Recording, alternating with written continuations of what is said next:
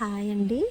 ఈరోజు ఎంతో పరమ పవిత్రమైన పుణ్యక్షేత్రం శ్రీ తుంగనాథ్ ధామ్ గురించి తెలుసుకుందాం అండి. మహాభారత గాథ ప్రకారం కురుక్షేత్ర యుద్ధంలో పాండవులు తమ బంధువులను చంపిన పాపానికి ప్రాయశ్చిత్తం కోరుకుంటారు. శివుడు వారిని క్షమించడానికి నిరాకరించి ఎద్దు రూపంలో హిమాలయాల్లో దాక్కుంటాడు. శివయ్యను పట్టుకోవడానికి భీముడు ప్రయత్నించగా శివుడు తన శరీరాన్ని 5 భాగాలుగా విభజించి ఆయా ప్రదేశాలలో వెలసి పంచకేదార్లను ఏర్పరిచాడని ఇక్కడ స్థల పురాణం. తుంగనాథ్ పర్వత శ్రేణుల్లోని చంద్రశిల అనే ఎత్తైన కొండపై ఉంది. శివయ్య చేతులు ఇక్కడ పడ్డాయని నమ్ముతారు. అందుకే దీనిని తుంగనాథ్ ధామ్ అని పేరు పెట్టారు.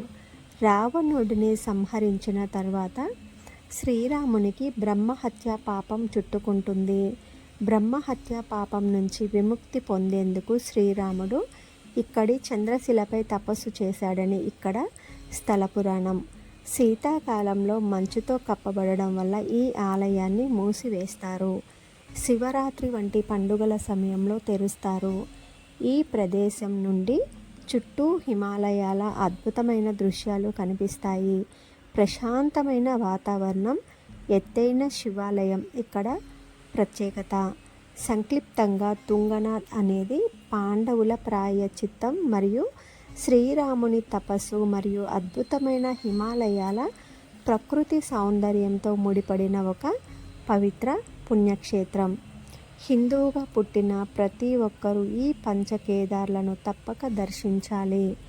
శివుని ఆజ్ఞ లేనిదే చీమైనా కుట్టదు అంటారు కదా.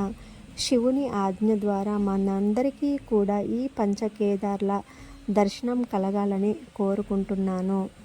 ఓం నమః శివాయ. కంటెంట్ నచ్చితే మన ఛానల్ సబ్స్క్రైబ్ చేసుకొని వీడియోస్ అన్నీ కూడా లైక్ చేయండి. ఓం నమః శివాయ.